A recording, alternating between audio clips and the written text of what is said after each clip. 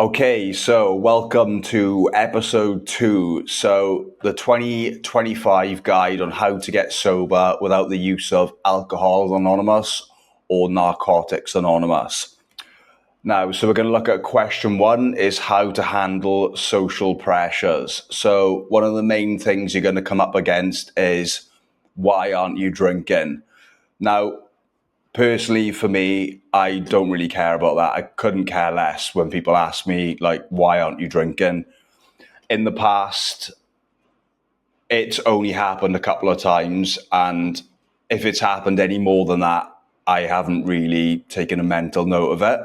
But for some reason, it's one of the things that people really worry about. Like when they stop drinking, their main concern and question is how do I deal with people asking me why aren't I drinking? And the answer to that is you just don't. You just do you. At the end of the day, you want to kind of reframe it this way. Drinking doesn't do anything for you. It just takes away from you. But society has made us believe that if we don't drink, we are the weird ones. But when you actually look at it from the angle of when you do drink, the next day you feel terrible, like you're hungover. It just wastes a whole day. It's effectively like you're drinking poison. So you're drinking poison to have a couple of hours fun in a pub or wherever you drink, to then be laid up on the couch all day on a Sunday and then get a bad start to the week. So it's something called first principles thinking. Elon Musk talks about it, and it's basically just getting to the root cause of why something is good for you or why it's not. So drinking, people say in moderation, it's good for you. Like to have alcohol is good for you. And when you boil it down to its root cause of what alcohol actually is, there's not actually any benefits of it. Like there's only negatives. Like it's bad for your health. You pay the cost the next day. You're not really in control of what you're doing. So that's the way I would deal with that. Why aren't you drinking? Quite simply because it doesn't serve me anymore. I don't need to drink. I don't have to have alcohol to go out and socialize. It's pretty ludicrous, really, isn't it, when you think about it? That you actually have to go out and have a drink to be able to have fun with your friends and be able to talk to that girl. Like, why? I just don't understand it. Obviously, I'm not judging anyone because I used to do it myself in the past. But yeah, just basically, like, we covered why you want to quit alcohol in the first place. So if you've got a strong enough why, then, this isn't going to be an issue for you realistically down the line. What I usually do when I go out, I will have a non-alcoholic beer. It gives me this strange effect where I have a non-alcoholic beer and it makes me kind of feel like I'm drinking. It kind of makes me feel like I'm in place. And a lot of people won't actually realize that it's non-alcoholic. And I've had this a couple of times where I've gone out and people have been drinking and I've had a non-alcoholic beer and it's actually made me feel like I'm drinking. So that's one way of looking at it. And a lot of them do taste like beer as well. But at the end of the day, if you're not going to drink, I would personally prefer to have a glass of Coke. It just tastes better. It's a bit of sugar in there, so it gives you a bit of energy. So that's how I would deal with question 1. Number 2, what's your vision for the future? Now, this is something that will stick accountability to the result of you staying sober. Now, a vision so big, there's no time for hangovers or come downs. This is the thing that drives me forward. When I turned 30 and I decided to get sober, I had to get real with myself. I had to look at my life. There was no hiding. And I realized that I was underachieving in pretty much every aspect of my life. I've got a lot of work to catch up with, which I didn't do in my 20s. So I don't have time to be hungover or have a come down or go out and spend a whole day drinking. It's just not something that is going to serve me. And I think when you do stop drinking, you will get real with yourself. You'll look in the mirror, you'll see all the aspects of you that you don't like, your bank balance, your body, your relationship, your occupation. And I guarantee there's going to be a lot of changes that you're going to make in your life that you've been just covering up with alcohol. So when you get to this point of a vision so big, that is where the magic happens and there's no turning back for you.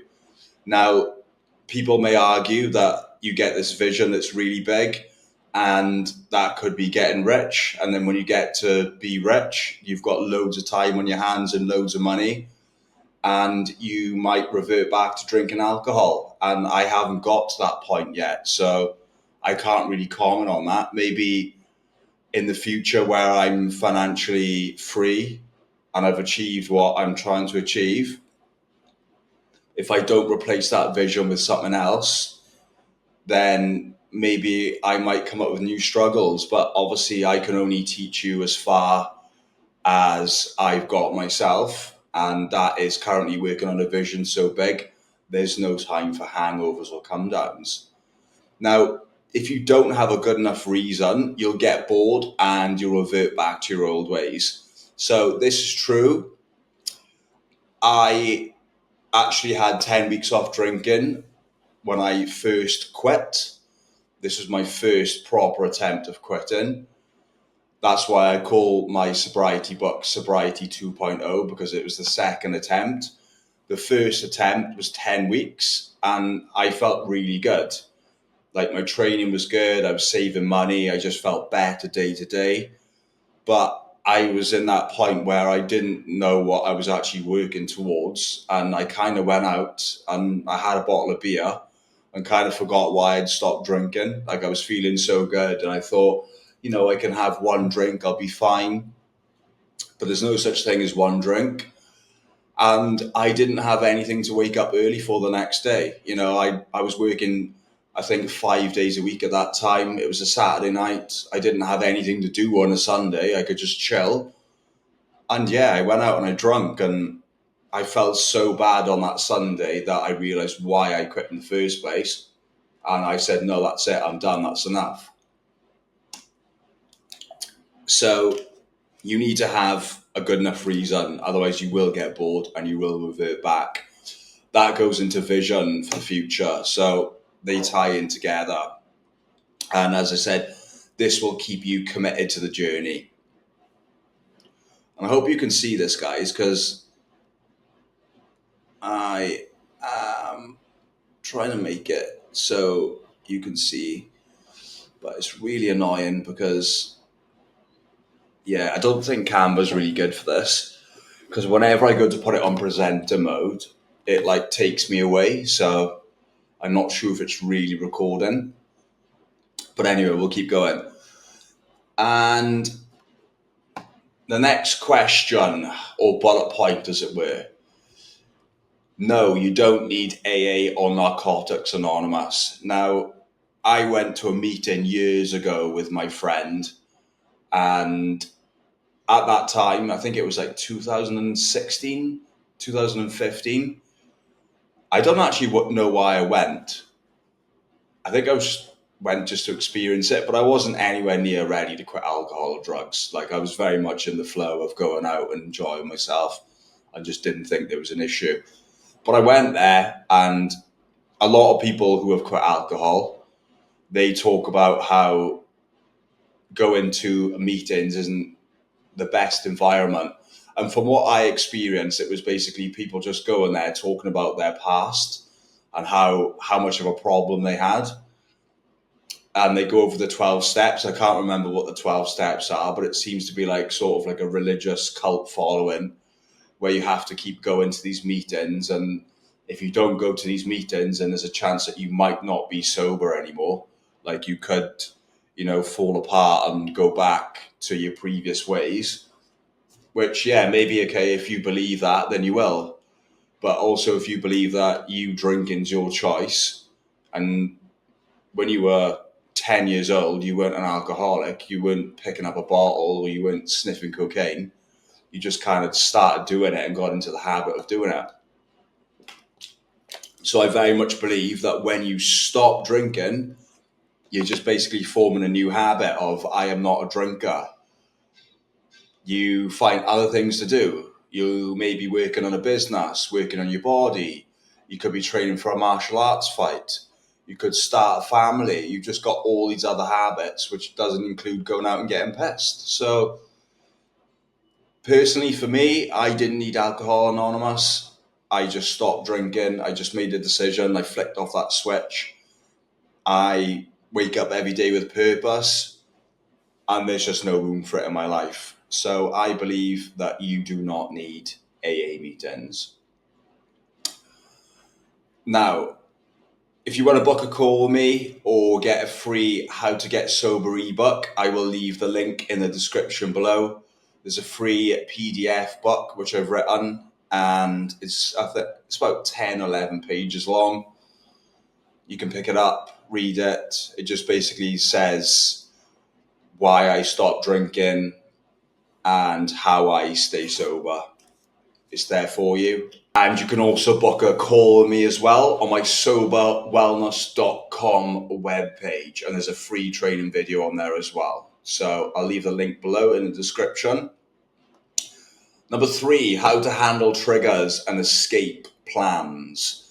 Now, I always take my car when I go out, especially in the initial stages. I'll give you a story. 6 months in, I went out to this pub. I didn't know many people there. I felt really uncomfortable.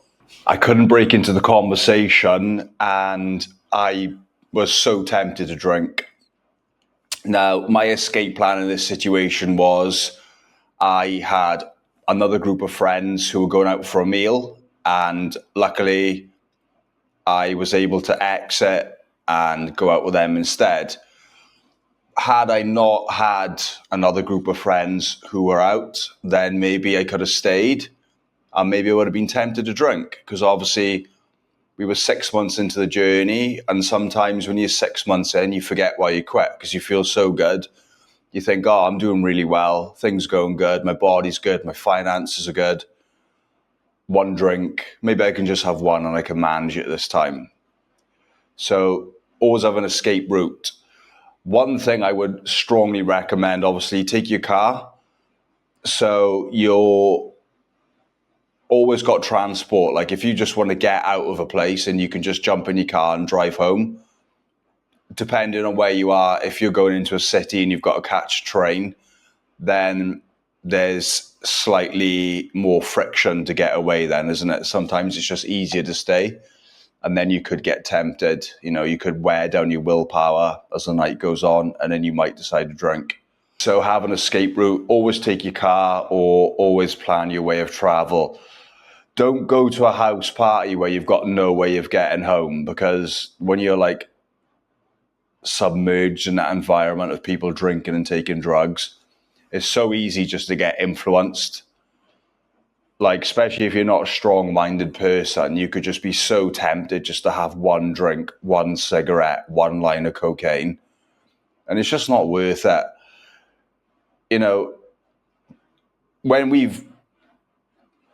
When we're into our journey, and obviously if you followed all these steps as well and you've got a vision for the future, like, why do we want to be going to house parties anyway? Like, they're not really that fun. Like, you're just like grouped in to a little space with loads of people where you're probably not going to like all of them. Someone's going to be pulling out a bag of cocaine. People are going to be smoking, chatting shit in the kitchen. It's like, why would you want to be there? Like, when you're intoxicated, yeah, it's fun. Don't get me wrong. When you're a drinker and you're doing drugs and you're partying and there's girls, it's fun. But when you take away them things, like, it's not fun. Like, there can be better things that you can do. Like, doing activities is so much more rewarding than sitting in a house listening to the same shitty track of music going over and over again. It's just not worth it. So surround yourself with good people.